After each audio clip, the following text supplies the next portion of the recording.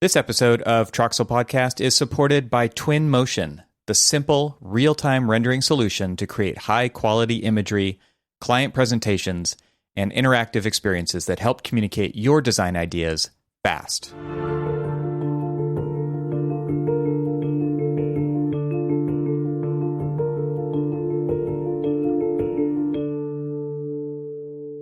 Welcome to the Troxel Podcast. My name's Evan Troxel. And in this episode, I welcome Tom Kluyskens. Tom is a Belgian living in New Zealand. He's currently a product manager in Trimble's design and engineering division, where he heads the computational design group. Tom and his team joined Trimble via an acquisition of his software company called Materia in 2017. Materia's product, called Materia, is a computational design engine that has its roots in the visual effects industry. Tom studied civil engineering but went rogue and spent a decade doing visual effects for feature films, which is where the ideas that he's pursuing today were born. His claim to fame is having simulated the digital lava that killed Gollum in the Lord of the Rings trilogy.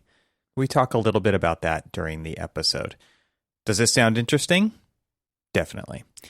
In this episode, Tom and I talk about his circuitous path to Trimble, computational design as designing logic versus shape or form, the difference between incentives during the process of creating a film versus a building tools that others will show the true potential of, and so much more.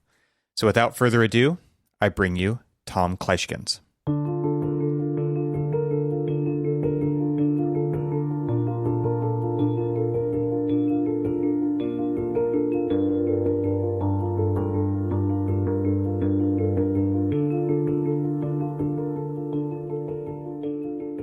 Tom, welcome to the podcast. It's great to have you here. Thank you.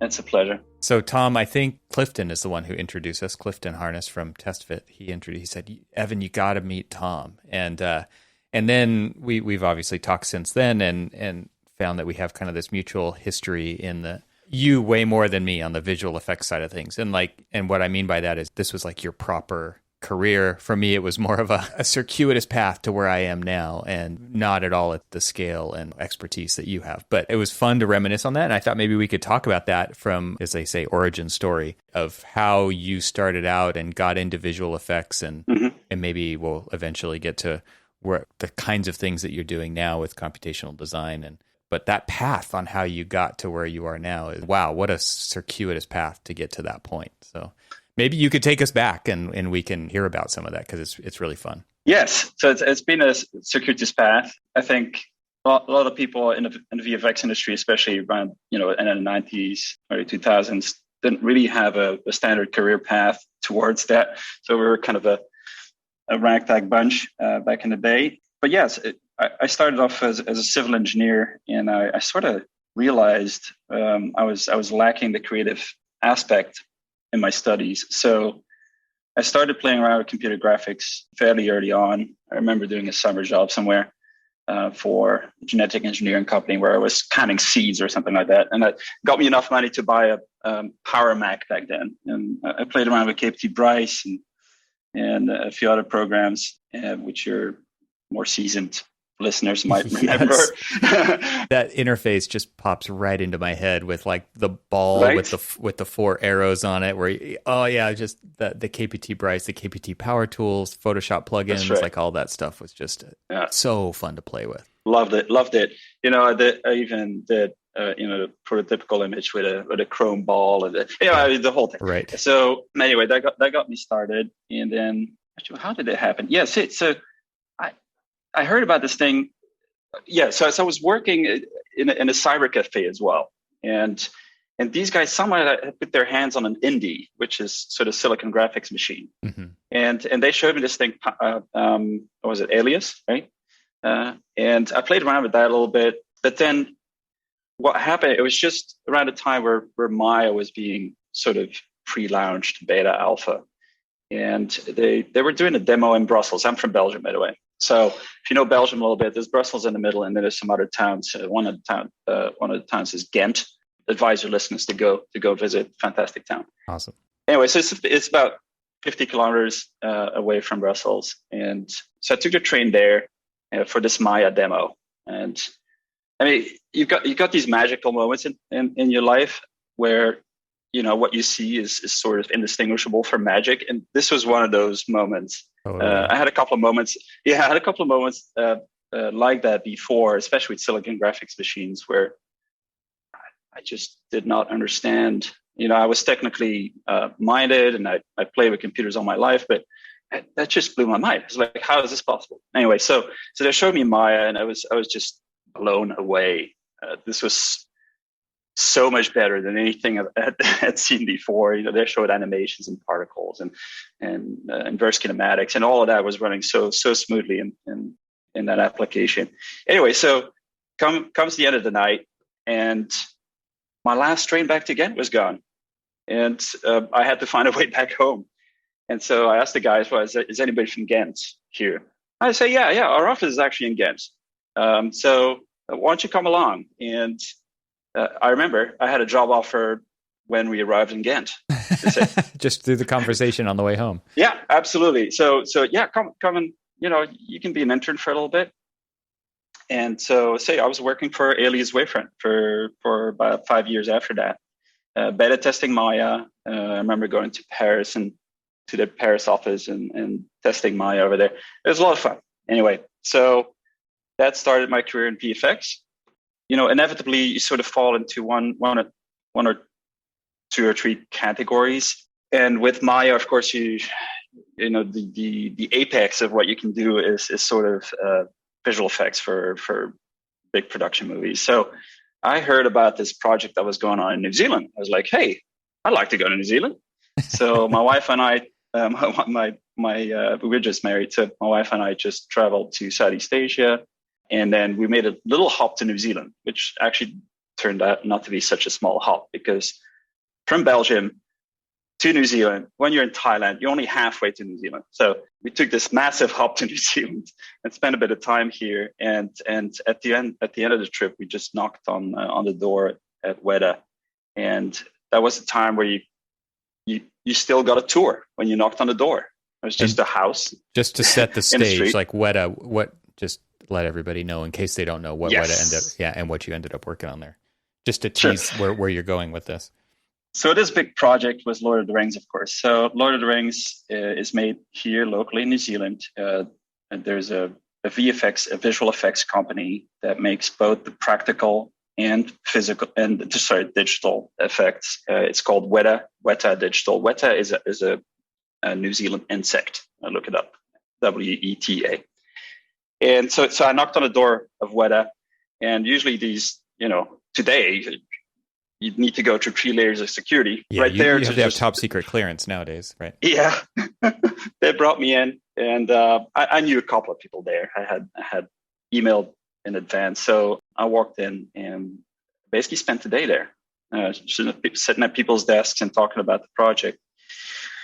And yeah, obviously decided, I really wanted to work there. It's just, again, one of those magical moments, right? Where you say, how is this possible? Because this was just before the first movie came out. Nobody knew what was coming, right? And I was, it was clear to me that it was going to be absolutely game changing. And I wanted to be part of it. So it took a while after that, but I ultimately got a job just in the beginning of the second movie. So I worked on the second and the third Lord of the Rings movie, which was a lot of fun.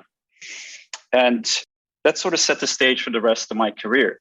You have to understand that I came from a civil engineering background, really interested in tinkering with physical things. And so I veered out of that into a purely digital sort of career, pushing pixels to the screen, essentially, nothing to do with physicality whatsoever, the physical object. And so after 10 years of that, I was lacking the physical aspect. And so at the end of that, the maker movement sort of was in full swing, or at least trying to be in full swing. Didn't really go where people thought it would go, but it was definitely sort of peaking at that point, Maker Faire and all that sort of stuff. I was really interested in sort of 3D printers and laser cutting, because it had the sort of very digital side to it. But at the same time, you were able to express yourself physically. So I started experimenting with that, but we could talk about the rest of my VFX career, because it wasn't just Weta. But at the end of that 10 years of VFX, I sort of veered back into wanting to do something with my hands, creating physical products, essentially. This was sort of sped up by an encounter. At that time, I was working for Sony ImageWorks in Culver City. So I spent about 4 years in LA or so working for the film industry there. And on my way home, there was a gallery there in central Culver City by a gentleman called Greg Fleischman. So owned by Greg Fleischman. Now I'll send you the link and put it in the comments on the podcast. But Greg is a modern day geometer. I mean, sometimes compared to a modern day Da Vinci, but he's really just focusing on geometry. Very much of an architect in the conceptual sense. So he doesn't make buildings you can properly live in. But if you go to a site, he does make these amazing structures. As a matter of fact, people might know him from the pyramid at Burning Man. One of the years, there was this massive pyramid that was Greg Fleischman's work. Oh, I was there that year. That was there you go. I experienced that. Yeah.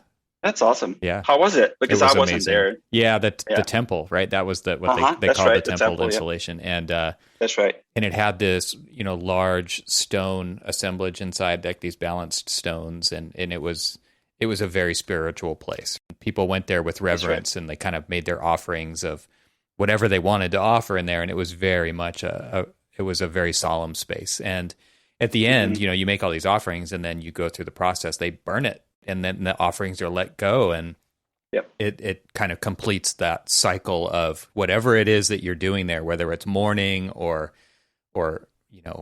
excitement or like anything. It's you're letting it go, and it's not in your control anymore. And I think that it was fantastic, and the way that the structure itself was made out of slotted and tabbed kind of plywood, very much a machine-driven construction typology from a CNC standpoint, and the way that it filtered the light and created space was fantastic. Yeah.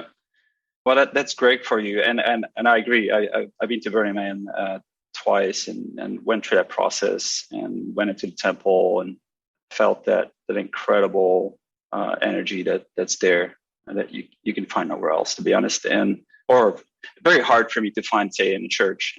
You could find it there in a much more intense way, and it's not because we were on drugs or anything like that. Just really sort of a very spiritual place in a modern sense, and just amazing energy. And then the burning of it, whatever you think about it from an ecological point of view, it's incredibly cathartic. It's a beautiful space. Anyway, so he built a temple, but there's a whole history behind that as well. So I actually went to Burning Man with him many years before, and it's there that the organizers, and we built this small structure, which was very basic, basically 2x4s, and then this node that Greg had made that you could find in the temple. Actually, I don't know if you've looked at that node. Mm-mm. It's sort of 6 pieces of ply, identically cut, and you can sort of shake them into one node, and then you can plug 2x4s into sort of all the corners of it in all directions, vertically or diagonally. So it's this amazing piece that's just cut from one square pattern that you can just slot together and build this incredibly strong structure from. Absolute genius. So anyway, so he had built sort of a very small pyramid. I can send you some pictures of that as well. It's like a 2-stage pyramid that was maybe 3 meters high or something like that, with these nodes and these 2x4s, and then strung some cloth in between. It caught the attention of the organizers of Burning Man, and that's where the conversation started. And I think it was maybe 3, 4, 5 years later that he built a temple after that. Anyway, so he got me he got me back into that physical space, right? Where I was thinking about architecture, where I was thinking, because I had, by the way, run-ins with architects during my engineering studies. I courted sort of the architectural space a little bit in Belgium. I think I remember teaching Jean Nouvel's son, Maya. This is a random thought that comes into my mind, but we had some interactions with architects back then as well. Anyway, so Greg kind of brought me back into that mindset. And so I spent every time I came I drove home on my bike. I stopped there for a half hour, had a conversation, looked at what he was doing, and sort of slowly started thinking about my own projects that I wanted to do. And then we moved back to New Zealand. We had our first kid, and I had a bit of space to sort of try to make that a reality. So I started a furniture business here in New Zealand, which is the worst idea because it's too small market for it. But I experimented with CNC cutting, with numerical control machines. So I was doing digital design in the morning and then physical design in the afternoons. It was just an amazing time, probably happiest time of my life. So it was a terrible idea, or maybe not. Maybe totally right. Yeah. As a furniture business, it was not. I mean, I think I broke even, but I didn't make any serious money whatsoever. But I did a few designs, and it's out of that sort of the software ideas started emerging. And so I again flip-flopped from the physical space into the digital space. I was like, okay, well, there's this whole maker movement situation coming on. How can we, and it's failing. How can we enable businesses to sort of leverage that momentum and create product lines that are sort of maker inspired, but still economically viable? And I should have immediately thought about the construction, so the AEC space, but I didn't. So I was looking at products. One company that sort of was in that space that really needed a little push, that had these maker tenets, that was following the maker tenets, where every sort of product they made could be customized. So it's sort of the mass customization idea, right? Where if you have a numerical control machine that makes your product, it's not a lot more energy to make every piece custom than it is to make every piece the same, right? So part of the idea around the maker movement is that you could create businesses around that concept, mass customization. So this surfboard company approached me, and we basically just symbiotically existed for the next 5 years or so, where they funded us a little bit. We would write software so that they could build an interface for surfboard designers to customize their cores and also their layup. So the laminates that go around the core, the foam core, the boards. And so we built that application, and we built it in a fairly generic way. And that's what became the Mana Machine technology and the Mana Machine company. So we built this interface that was catered to sort of less technical people like surfboard designers. Surfboard designers are used to sort of take a foam core and with physical templates, like shave off and cut off layers of that core and just massage the board into shape. And they kind of tweak their templates over time. So although the industry was slowly migrating to have at least some element of, say, CAD to it, where templates were actually cut from CAD files, that was still sort of the early days of that.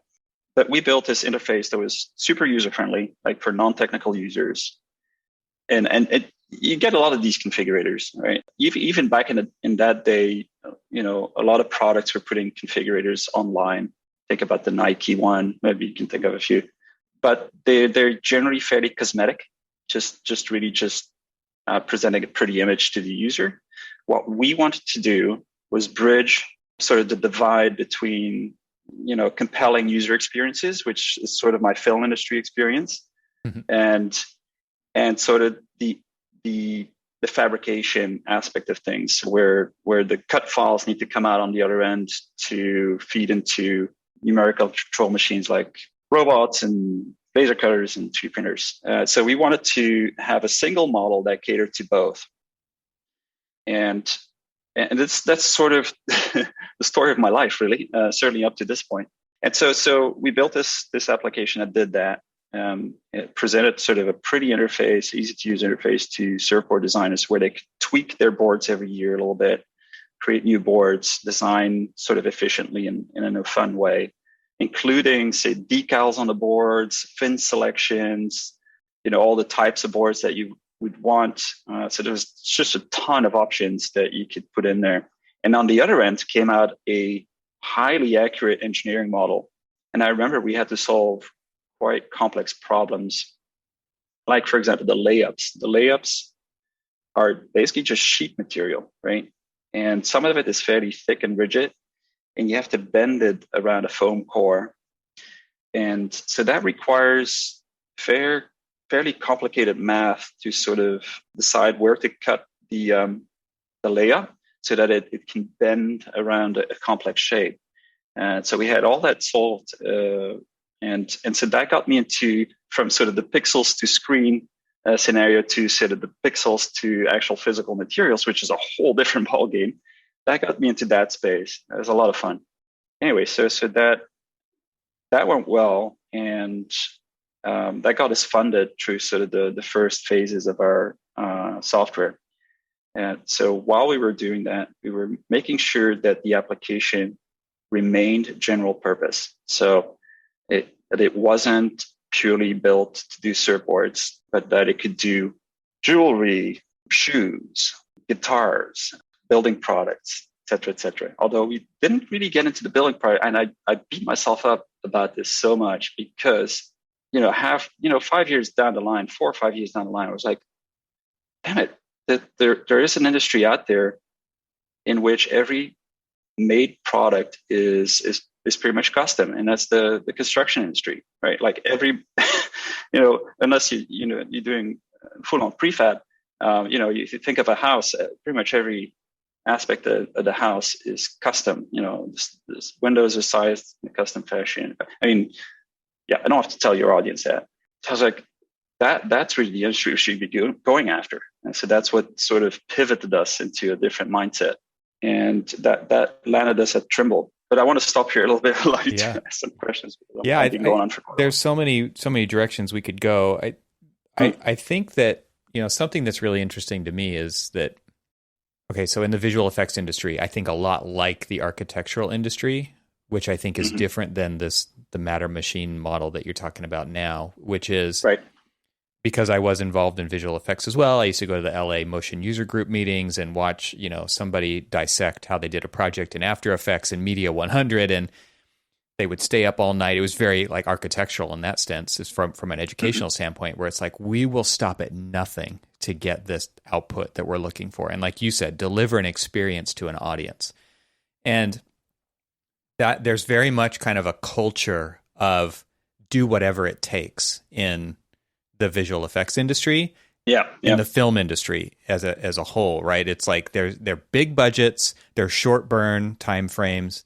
It's like cram as many hours and automations and pipelines and workflows into that as possible, and we'll like tons of stuff. It's unbelievable the amount of data that they push through on a daily basis. So in that way, it's very much like an architect's point of view, which is, I have two minds about this, but it's very much like, okay, it's a messy process and we're okay with that because it's the end result that matters. It's the final result of experience by the actual user of the building that really matters. Of course, there's so many other layers of complexity on top of that.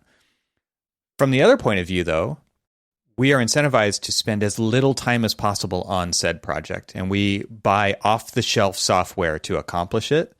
And so in this way, it's very different from the visual effects industry, which is writing custom software all the time to accomplish certain goals within the pipeline, maybe to, like you can see it so clearly with a company like Pixar, where every 2 or 3 years at the old cadence of film releases, there was some new technology that they were really showing off. It was hair and fur. It was water. It was environments. It was very specific to it was character animation. It was facial animation. It was all that. It was very specific. It's like, we are going to push the boundaries in this way on this project, and we will stop at nothing to do that.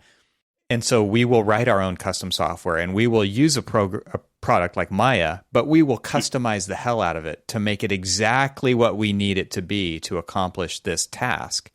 And then we'll build on that on the next one, and we'll build on that on the next one until it gets to the point, I'm guessing, I've never been inside of Pixar, but let's say that they did use Maya, you wouldn't be able to recognize it as Maya anymore. It would be like the Pixar version of, but it's still getting kind of this underlying framework updates by a different company.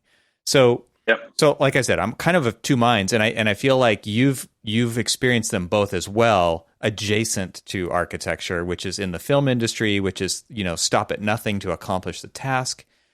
And then you're doing it at Matter Machine, where you're like surfboard designers don't want to waste a bunch of material iterating on a new board every month, but they might be willing to do that once a year, right? Which I think is a much more of an architectural way to do it as well. Like there's so much, there's so much embedded knowledge in this kind of this work plan that we have, and the way we're going to do it is still based on the way we did it last time. We're just going to tweak one little thing, and that's our level of innovation within AEC, is a little thing every project, and projects are years long.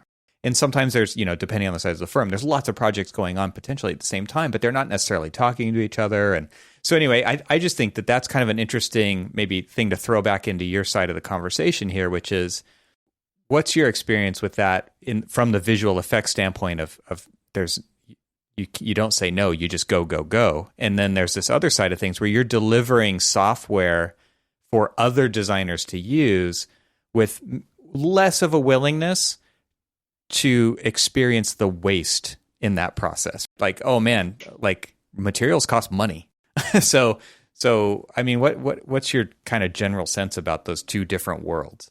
I think they might be less different than you might think. I mean, obviously the waste aspect is tied to the physicality of things, but there's also a waste, an economy of time associated with professions like architecture that might be quite different from what happens in the VFX. So the parameters are different in VFX. You have these super hard deadlines, right? Super hard. It needs to be out at Christmas, right. It's just, there's no way around it. Whatever happens, it's going to be out at Christmas. Right. Yeah, that's right. I mean, COVID threw that spanner in that works, but let's say back in the day, that was the case. And so you have these enormous pressures, and sort of everything, all the blockers are sort of eliminated just by the sheer budgets that are associated with that sort of risk and that sort of deadlines, right? So for example, Weta had the largest compute center in the Southern Hemisphere. It might still be today, actually. They had the largest set of computers and data storage in the Southern Hemisphere, period. That's a sort of, investment they were willing to make to accomplish their task. Absolutely. Yeah, right. But there was also an understanding. Okay, so and this relates to the sort of computational design aspect of my life, where they really understood the value of compute very early on, right? And so maybe we're diverging a little bit from your question here, but I think it might be an interesting aside. So early 90s, I think it was early 90s, right? Jurassic Park. Yeah, like 93. Yeah. Yep. Yeah. So by the way, there's really interesting new series on Netflix called The Movies That Made Us. The Movies That Made Us. Watch the Jurassic Park one. That's sort of the spark in the computer graphics story of the film industry, if you want, computer graphics side of the film industry. So in Jurassic Park, it took one animator months to animate one character. It was incredibly time intensive to render these things. There were basically developers working on these rigs. And so come into the 90s, when Lord of the Rings starts to get, in production, they want to do entire armies. So tens of thousands of characters on screen. You can't do that a classical way anymore, right? You can't have an animator animating 10,000 characters by hand. It just doesn't work. So something's got to give. And again, under these gigantic pressures and with these enormous budgets, suddenly you can build a compute center and you can leverage compute to do the work of an animator, to do the work of a modeler. But for that, you need a new set of tools. You need to have computational design tools. You need to have a tool that doesn't let you directly model things. Of course, you still have that as well. or directly animate things, but that you give logic to, and you design the logic. So the interface is designing logic and rules, and then the computer goes and animates those characters, right? So this is sort of a new layer in between. And if you understand what compute can do for you, that's the logical next step. You just develop these pieces of software that allows you to develop that logic. And so the most famous one, of course, is, well, now the most famous one is Houdini. I don't know if your audience would be familiar with that. Houdini's sort of taken the visual effects industry by storm, especially the last decade. But that was the case back in the end of the 90s. It was a very old product already, very mature product already. And then, of course, Massive. Massive was the application that was used to animate all the armies. That's the application that allowed you to build an orc's brain, and that included vision into the. They literally rendered a little vision rectangle for every character in the army to make decisions. To let the character make decisions by itself, of course, as on the compute center. So that allowed you to go from a handful of characters in a movie to hundreds of thousands of characters in a movie. And that's what was required to support the stories and sort of the Peter Jackson grand vision, as we all know. Peter Jackson being the director of Lord of the Rings, by the way. So that importance of compute sort of carries over to AEC. And with a decade delay, I think AEC is also starting to see the value of compute. You see the emergence of the computational designer as an actual role in an architectural firm, because they've understood that automation and compute are becoming a key element in sort of the process, right?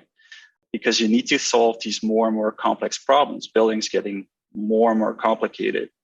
And you can't just go do that the classical way by hand, drafting everything. It just doesn't work.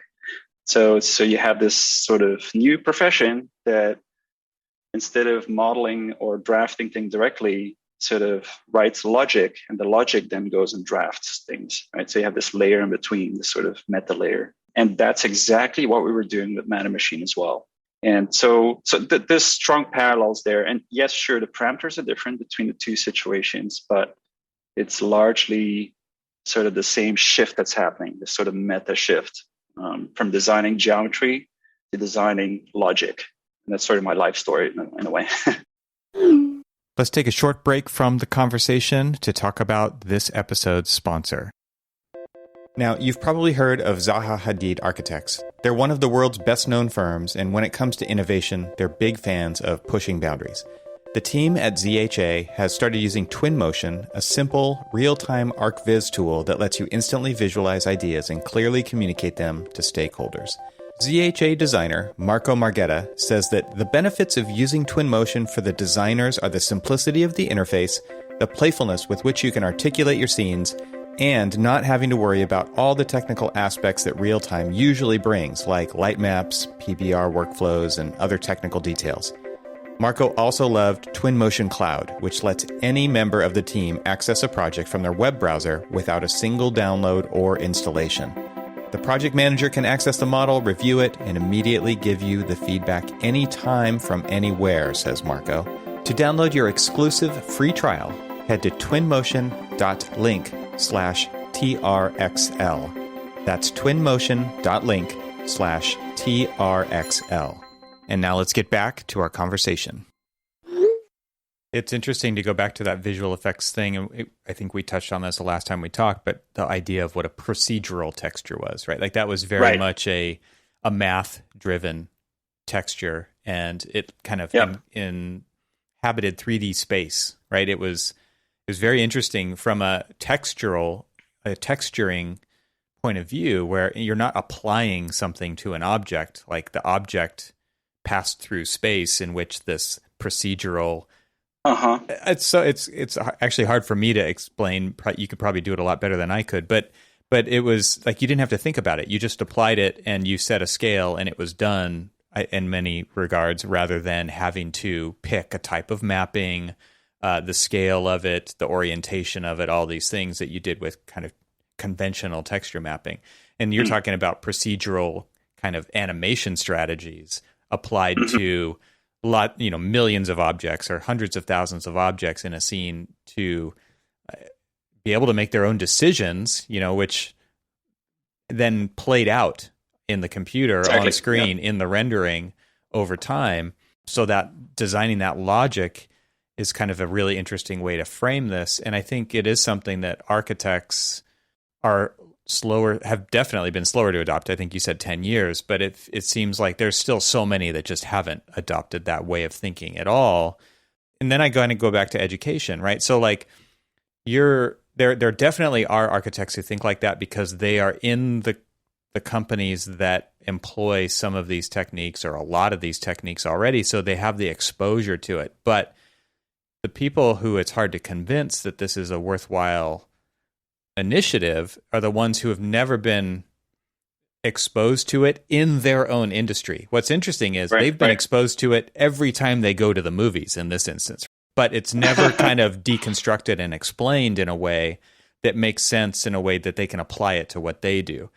So going back to kind of this education, and I think how you got into this and how I got into this was very much by our own intrinsic motivation to go to these user group meetings, to stop on your bike and have a conversation with Greg Fleischman. It just happened, and it opened a door and to you becoming exposed to this kind of way of thinking, and then you're starting to connect dots between other industries and applying them into AEC now. But even with manufacturers, right? Like they can see a direct correlation because they make widgets, and these widgets need an interface to be designed. And with feedback, we can make them better and we can iterate on them over and over and over again. But architecture is such a longer process, and it's hard to think about that way. And so I think there's so many things kind of working against our industry, AEC in particular. And I think the contractors are doing a better job at it than architects are, and I'm generalizing because there's definitely architects who are really, really good at this and they really have adopted this kind of thinking. But, I've talked with Ian Keogh over at Hypar about this exact thing. And he's like, our initial audience was architects, but we decided at some point when they just weren't listening, we're going to go over to this other industry because they're the ones who see the value immediately in that. I think that's a wise choice. And it was also Ian saying that, and I probably don't have enough background to make a judgment about that architects by themselves might be an endangered breed, let's say, because there is that shift, that paradigm shift needed. As an architect, if you want to create a complex building nowadays, you have to shift into that designing logic versus the designing shape approach. I mean, it's still a combination of both. If you look at, say, the Louis Vuitton building and the Frank Gehry building in Paris, Louis Vuitton building, and we could probably post an image of that as well. It's a nuts building. I absolutely love it. Some people hate it, of course, but that was clearly, creatively directed. And you know how Frank Gehry works. He works with pieces of paper, right?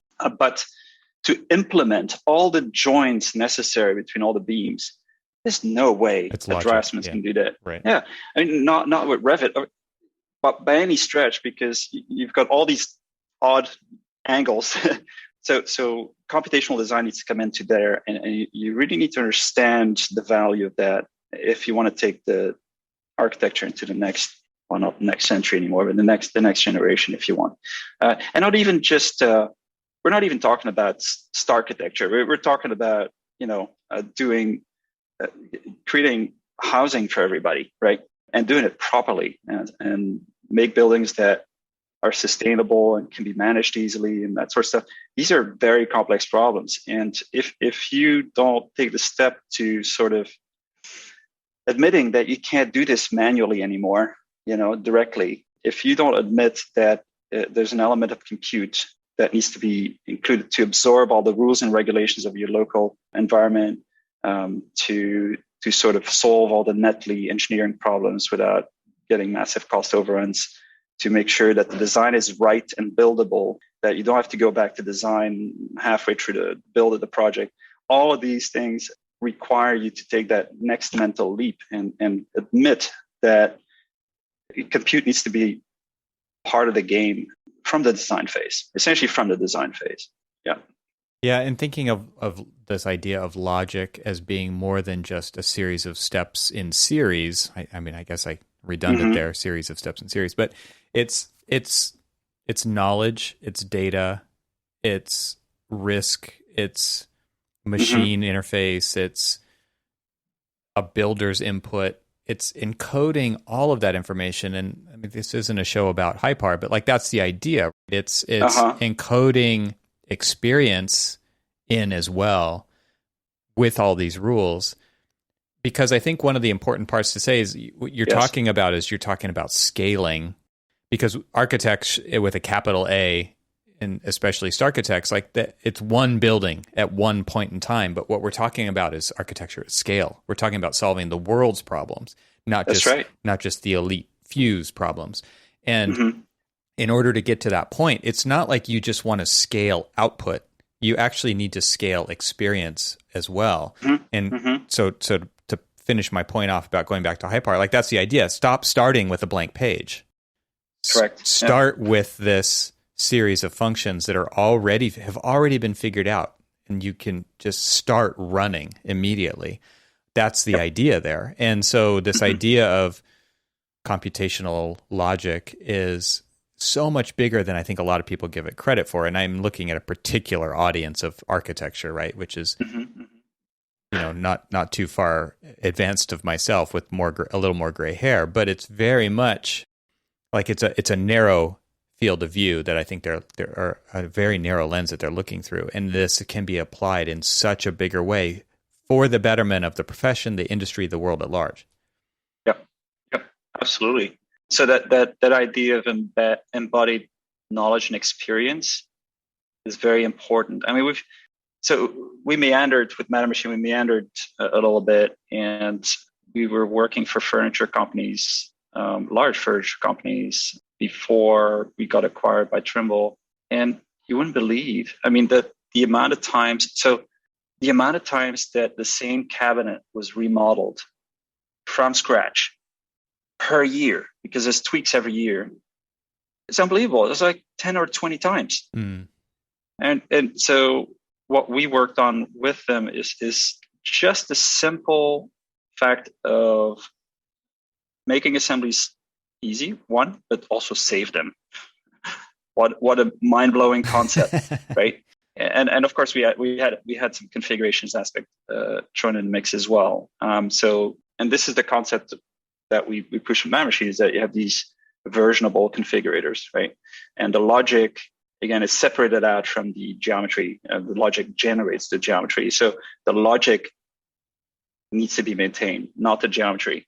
You maintain the logic. So the next year, whatever, there's a new material. Just add one node with a new material to the logic. Shows up in a dropdown as an extra option. You save the new logic out. That's it. And you can git version that if you want, or you can do sort of a coding aspect to it, or it's just a versioning system. But you have this traceability of that asset through time, not as geometry, but as logic. And so that's an important, again, this step that's required. And understanding that the changes that people make every year, those little tweaks that you were talking about before, right, are not at the level necessarily of geometry. They're more at the level of logic. Say, hey, this year I want to switch my boards from this color palette to that color palette, right?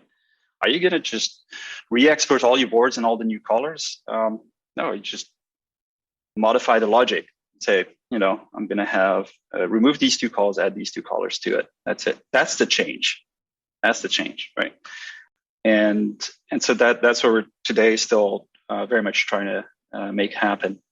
So at Trimble, I can talk about certain things, of course, that started in the form of what we call live components in SketchUp. So our acquisition was championed by the SketchUp group at Trimble. We were specifically after integrating with the 3D warehouse, because we canvassed the landscape a little bit, and we said, okay, how can we build, shortcut our user base, the growth of our user base, right? So we knew that we were not building a parametric modeling system. We were building a content platform, because for us, the shift from modeling directly to modeling the logic is sort of a means to an end. It's to create new content, new types of content. And because the content of tomorrow needs to be configurable. If you think about it, where do you need content nowadays, or will need content tomorrow? That's in an AR environment. An AR environment, by default, because people use it at home, is a custom environment. You're going to have to adapt your assets to it, whatever you do, right? So the picture frame that you put on the wall might have to be sized bigger or smaller depending on which room you're in. The couch that you put in there might have to be bigger or smaller depending on the room you're in.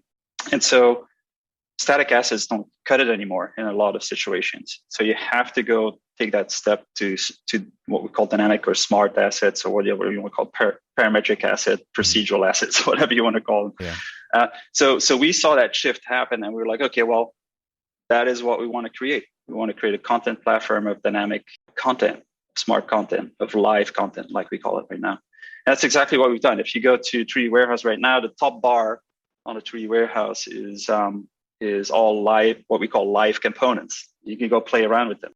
So you can just you create yourself Trimble account. It's free, and you can just go configure right in the 3D Warehouse right there. So that was sort of the story behind our Trimble acquisition, but that's just the tip of the iceberg, let's say. Yeah. And we'll leave it right there. It's right. interesting to think about it from like an AR perspective, because the traditional perspective, and I think, again, to kind of get back to the embedded nature of getting stuck where our AEC has, is we still think in terms of renderings, right? Mm-hmm. Static renderings that I deliver in a PDF, like it's dead document to dead document to dead document. Mm-hmm. And now it's a very different landscape. And I think COVID even accelerated that, where everybody's working remotely. We do have, cloud compute happening in many different ways now, that it was never a big deal before. Now it's like the biggest thing. And it's to the point now where everybody just kind of takes it for granted. But yeah, I mean, what you're talking about is, real-time rendering, where a client can look wherever they want to look. Okay, but now it's actually fully interactive. It's not even just real-time rendering anymore. It's like swap the color of the wall, move the furniture around, play basketball in the court, jump off the high dive into the pool. It's all of these things, and it's delivered remotely in a fully visual environment. And sometimes there's even layers of sound on top of that. And there's so many ways in which we can immerse ourselves into, like, my mom got a Quest, and she's doing exercise in VR now. And because it's so immersive, it's so different than going into the other room and just turning on the treadmill. It's a very different experience. That's what we're talking about with the clients of AEC way before the building is produced and finished, so that they can actually walk into it. So I think it's really interesting to hear it from your perspective of building tools that people are going to use to, in this case, populate content, but having it be live content it's really interesting for, and now how do we start to tell that story so that people actually use it in the tools that they use every day, and what are they going to do with it? Like, that to me is where things get really interesting. When you're building kind of a system of encoding logic, it's like, once you create a system of encoding logic, okay, like Grasshopper, right? Great example of this blank canvas. It's a recipe that I can throw together in any different way. When David Retton created Grasshopper, did he think people were going to do what they ended up doing with it? I kind of doubt it. Mm-hmm. Do you guys have similar thoughts about the system that you're creating, as far as like, seeing the potential that you can't even see right now come to life, and that must be a pretty exciting feeling? Oh, absolutely. To us, it's fairly obvious that the content of the future is dynamic, and for many, many reasons. And so that's what we're building. By the way, there's a couple of points there. So you mentioned Grasshopper. And so, of course, it's fairly similar. Our solution is sort of in that same realm.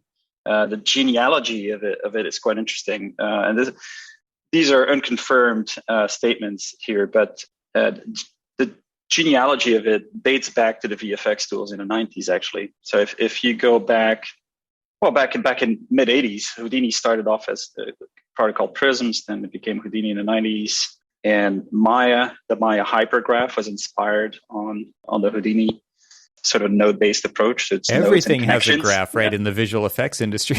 That's right. It's incredible. You think about Shake and you think about, what was it, like everything. Autodesk Smoke and Composite and all these crazy tools that died along the way. But yeah, they all have this node-based graph. And yeah, it's because it is sort of a way to bring programming down to an audience that's 5 times bigger. Yeah, essentially. Right. It's not pure creatives are still going to struggle with it. But a lot of creatives have a technical mind, and a lot of technical people have a creative mind. So it caters to that sort of midsection, the computational designers, essentially. And essentially where you could only kind of leverage pure developers, pure software engineers initially. Now you have an audience that's 5 times bigger to do technical things, right? So you capture that. That's the magic of Grasshopper, and that's why it's got such widespread adoptions, because suddenly you don't have to code anymore to do computational design, right? Anyway, so yes, genealogy is kind of interesting, and I have to confirm it was with David Rutten. I haven't really had an opportunity to talk to him, but somebody told me that Grasshopper was potentially partly inspired by the Maya hypergraph. So that's sort of what the genealogy of it. Interesting. Yeah, drawing lines between these products is interesting. Yeah, but I sort of, sorry, I lost the thread there. That probably didn't answer your question fully. I don't remember what it was either. To rewind the tape. It's interesting to think about where this is going with how people might use the tools, and kind of seeing that potential unfold in front of you as the developer of a platform on which they would operate to do so. Mm-hmm. Yeah, for sure. It's very exciting. I mean, one of the end games is search or suggestion. And I'm not saying that's what we're working on at Trimble at all. So I'm not making any statements about future products here, but new content enables new types of search, right? So you can, instead of searching a black couch, a couch, you can now search for a red couch that's, 6 feet long, right? And these searches can be literal. You can literally type it in that way, or it's implicit, where you're in an AR environment, and the AR environment says, hey, I need a couch that's 6 feet wide, right? So go get me one, right? And instead of having to only get couches that are 6 feet-ish from a static library asset, you just have a bunch of dynamic couches that can scale to 6 feet. Yeah. Of course, these things need to be manufacturable. So there's also sort of getting the fabricators along on the ride. Getting their logic embedded in there as well. Mm-hmm. Yeah. So there's definitely, in the furniture space, a lot of that going on, but it's much more prominent in the building products sector. Like every sort of building product, if you think of it, is sort of made to order, made to size. A lot of them. I mean, correct me if I'm wrong, but it's a large percentage of it. And fabricators are totally set up to make every part different, as opposed to every part the same. For them, it's just it's a software problem, right? It's not a hardware problem. If you tell the numerical control machine to make 6 beams the same or 6 beams different length, it doesn't really matter, right? It's a software problem. So that's what we're trying to solve. We're trying to solve the software part of it, away from just having pretty pictures in a browser for consumers to look at, to actually doing that plus delivering a fabricatable model on the other end, right? So that's still the goal. It's interesting to me to think about something you said earlier and to take it a little further. And I don't remember the exact words you used, but you talked about kind of this endangered species aspect of architects, right? I quoted Ian on that one. Yeah. So I think maybe wrongly. Well, the idea here that I think it's happening in lots of different ways, right? We talk about the democratization of these tools. Yeah. You don't care who actually ends up using them as a tool maker. And so it's like with what Ian did, he went to the architects first and was like, here's our wares. What do you think? And the interest was low. Let's just say it was low. Okay, well, I'm going to go somewhere, and it's like a different audience snatched it right up. I think the type of thing that you're talking about, and SketchUp has done this forever, right? Like, so Trimble is obviously they didn't own SketchUp when it started, but they're no stranger to this, which is SketchUp doesn't care who buys SketchUp. They don't just make a tool for architects. Nobody is saying to any architect, even Autodesk, you need to show us your license before you can purchase the software. And I think that is something that architects have to remember, which is like you're talking about a fully configurable couch in this case that has the fabrication logic built in, as well as all the different potential options of what that color and shape could be within a certain amount of reason, right? Like there are constraints. The constraints are designed into the logic. Okay, within the constraints, there are any number of potential outputs, none of which require an architect. Correct. Yeah. That to me is one of the most interesting statements regarding all these tools is nobody cares about your license. Nobody cares about, because so you have to find another way to add value to the system, and you already possess it, but you don't necessarily express it or expose it on the surface very well. And it's kind of interesting to think about, because a building is an assembly of parts. Somebody else makes every single one of those parts, right? And they do need to work together into assemblies, and they do need to work with the code. And like that's where the architect is kind of the orchestrator of all this stuff. And they do take something that is a very foggy idea in the beginning and turn it into a reality at the end. And they do help orchestrate and conduct all those moving parts and the different streams in which they go. And they're also comparing it to code and permit review and constructability and sequencing. And they're thinking about all this stuff, but it is not in how those parts actually get produced. It is not in the configuration. It's like this is the kind of thing that architects really should be grappling with. So it's interesting to think about. Yeah, and that very much mirrors the process in VFX as well. Again, just to bring it back to that again. So we had a concept of digital assets where, for example, build a digital asset to create digital lava, right? Digital lava is a fundamentally complex physical simulation, a fluid dynamic simulation.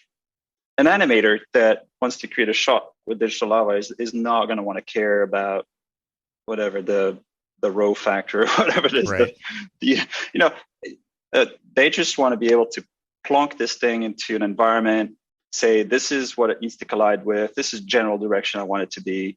So you give the animator those controls, but all the rest you obfuscate, right? And it's very similar in the construction industry. The architect might only need to know sort of the physical dimensions of things and where things connect to some other things. But all the underlying physics, the flow factor of say an HVAC system, all of that needs to be solved for them without them even knowing it, right? And more that needs to happen into the design phase to avoid clashes further down the line, iterations in the middle of the build. So where we were sort of closing the divide between consumer experiences and fabrication shops back in the Man Machine days, now it's really just trying to close the gap between the design and the build phase, right? Making sure that whatever gets done in the design phase ports really well to the engineering structures and maintenance phase, even longer term, right? By the way, a fantastic little book about this, and I just remember this. Something that inspired me a lot was by a science fiction writer called Bruce Sterling. You know Bruce Sterling? The name sounds familiar, but I can't recall. Bruce Sterling, in fact, I follow him on Twitter. He's just like so plugged in. It's crazy. And the book was called Shaping Things. It's a tiny little book. Get it? And what it talks about is a concept, what he calls SPIME. It's just a totally coined word, but basically what it means is that, actually, I might be able to look it up here quickly. Hold on. Can you spell that? SPIME, SPIME. Okay. So a guide to the next wave of technology, an era of objects so programmable that they can be regarded as material instantiations of an immaterial system. Wow. So basically it's saying that the digital twin, if you want, but it's not really a digital twin. It's a digital version of the object is now more important than the physical instantiation of it.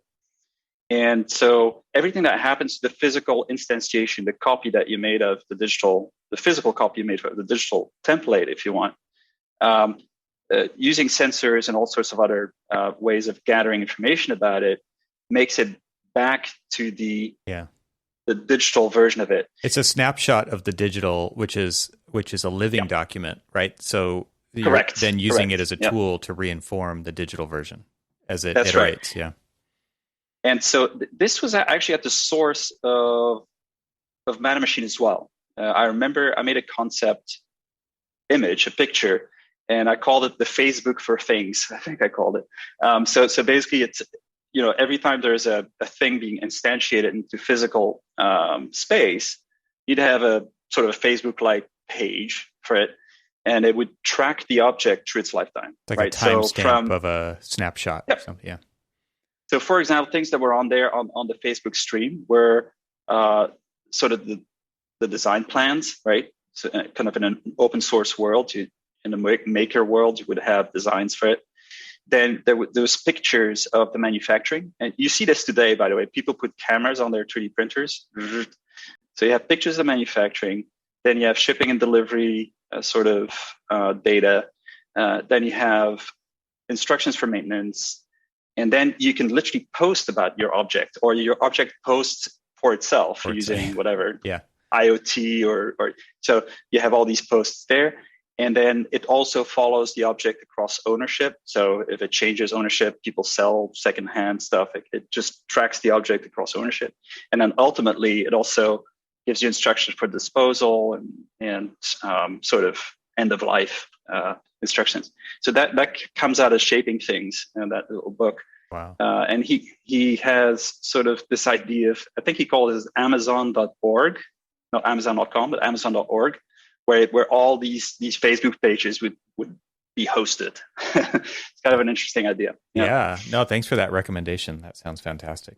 So it seems to me like start wrap things up here with you guys being acquired by Trimble.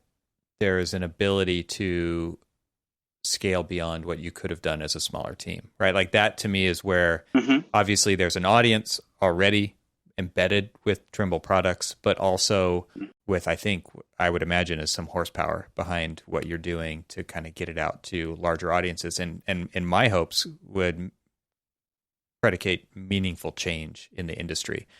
There's only a couple of companies out there that have the ability to do that. And it sounds pretty exciting that, because this isn't just like, I'm hoping this isn't just features on top of already existing, platforms that have been around for 20 plus years. I'm hoping that these actually are paradigm kind of shifting. They make their way back into the education system so that it changes the way people think about this stuff. So, because that, obviously adoption is the hardest part. And especially when it comes to new paradigms and new ideas like this. So are you thinking in those terms? I assume you are, just because you decided to go on the ride with them. But what does an acquisition by Trimble enable you to do, kind of big picture thinking? Well, there's obviously the practical aspects to it. I don't have to run a startup anymore, which is, you've talked to enough founders. It's a very stressful business. But I have to say, Trimble is just the best home for our technology ever. I have zero regrets about selling at the point where we did, and selling to Trimble and selling to the particular division that we did. It's an absolutely no bullshit company. We're not sort of out there. I mean, people know SketchUp obviously, but a lot of people still say Google SketchUp, right? Right. They don't actually know that it's owned by Trimble. But do a bit of research on Trimble. They're in like super interesting sectors. So geospatial, so everything with hardware, GPS tracking. They have business in transport, agriculture, all to sort of optimize processes using tracking technology. And then they have this whole construction division, right? Which if you look at their acquisitions of the past 10, 20 years, very clever acquisitions, if I say so myself, but just really interesting. And I'll let your users, do the research and make their own conclusions. But you'll see that we have very interesting portfolio. People might know SketchUp very well. Other people might know Tekla, which is sort of a structures and engineering application. It's absolute powerhouse. We've got in the civil space, we got Quadri, which just launched in the States right now. And we're sitting on all this MEP content. This is not something people readily know unless you're in the space, but mechanical, electric, and plumbing content. We're sitting on this massive amount of data there. So anyway, I'll let you piece the parts of the puzzle together. But yeah, watch the space. It's a really interesting company to work for. Yeah, absolutely. And I would add to that the acquisition of Gary Technologies, right, which came out of absolutely Gary's office, and that kind of that stealth group that goes around. We used to go around. I don't know if they still do this or not. We have some mutual friends there still. I guess they're not. They're actually Trimble now, but yeah, they used to go around and just kind of be ninja teams on these world famous architectural projects all over the place. So really interesting stuff going on in that realm as well. And like the 060 accelerator, I had Lucas Reams on the podcast earlier on. He was a student of mine at Cal Poly, but he and German running the 060 accelerator program, which is all about creating a space where innovation can happen. I mean, and so I think that Trimble does seem to be kind of hitting at all of these different levels that you're talking about. And that is pretty exciting when you think about the ability that they then have below the surface to connect these things together and make some really interesting advances happen. Absolutely. I'm still very excited, more excited day by day to work for this company. It's a joy. And again, watch the space. We will. So thanks so much for taking the time to talk today. It's been a fascinating conversation going back to the visual effects. And I mean, I can't imagine, there would have been no way for you to see how you got to where you are now from where you were, right? And I think the same of myself. So I think in some way we're a little bit kindred spirits there. And absolutely, not that that's a pretty typical story, but to watch kind of this evolution through visual effects and what you learn there and are able to apply it to Matter Machine and now what you're doing at Trimble is really, really cool. Is there anything you want to leave for our audience where they could follow along with what you're doing, or any links that you want them? I'll include all of the things that we talked about in the show notes, but if there's anything in addition to, I'd love it if the audience could follow you online, and if there's anything else that you wanted to plug. Honestly, I'm not a very prolific Twitter. I don't even know. And I would say, so the best window to look into what we're doing right now is live components in SketchUp. And just go to Tree Warehouse. The top bar is all live components, and play around with them and follow us there. We have a couple of channels that we spun up. So we rebranded while at Trimble our product to Materia. So Materia is basically like material, but without the L. We spun up a couple of social channels around that, but it's just super early days. We just launched, so this is pretty empty as well. But you can definitely watch that. I'll send you some links. Excellent. Well, I'm excited to see what you guys do, because I know that this is just a tease. This top bar on the 3D Warehouse website. This is not the big. This is how you are getting toward the big picture. So I'm excited to see the developments that you guys come out with. And again, thank you for spending the time to talk with me today. Thanks so much for having me. Yeah, it's been fantastic. Thanks so much, Evan.